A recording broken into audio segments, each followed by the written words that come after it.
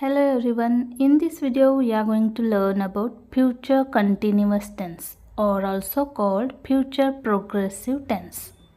भविष्यದ निरंतर काल, भविष्यातील निरंतर काळ.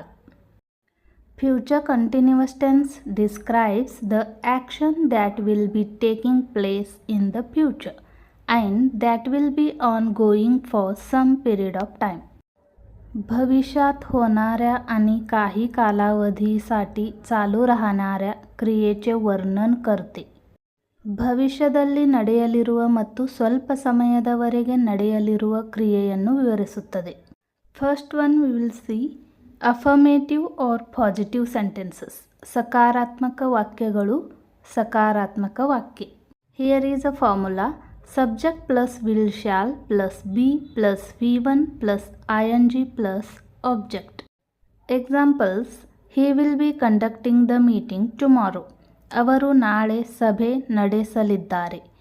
ते उद्या बैठक घेणार आहेत. Second example: she will be learning Kannada. ती ಕನ್ನಡ शिकणार आहे. ಅವಳು Kannada ಕಲಿಯಲಿದ್ದಾಳೆ. Next example, I will be writing my exam this time tomorrow. ನಾನು ನಾಳೆ ಈ ವೇಳೆಯಲ್ಲಿ ಪರೀಕ್ಷೆ बरेयुत्तिरुत्तेने. मी उद्या यावेळी माझी परीक्षा लिहित असते. Next negative sentences. नकारात्मक वाक्ये, नकारात्मक वाक्यಗಳು. Here is a formula. Subject plus will shall plus not plus be plus v1 ing plus object. Examples: he will not be conducting the meeting tomorrow. तो उद्या बैठक घेणार नाही.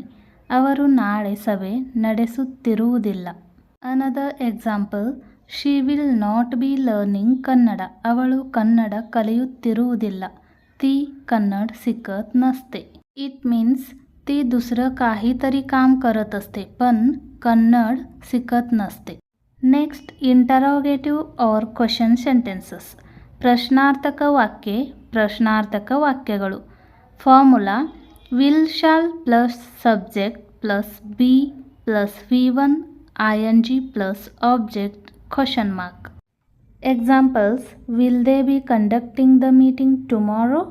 ಅವರು ನಾಳೆ ಸಭೆ ನಡೆಸುತ್ತಾರೆಯೇ. ते उद्या बैठक घेणार आहेत का. and you just add wh word. For example, why will they be conducting the meeting tomorrow? ते उद्या बैठक का घेणार आहेत. ಅವರು ನಾಳೆ ಸಭೆಯನ್ನು ಏಕೆ ನಡೆಸುತ್ತಾರೆ. Thanks for watching. Like, share and subscribe guys. See you in the next video. Take care. Bye bye.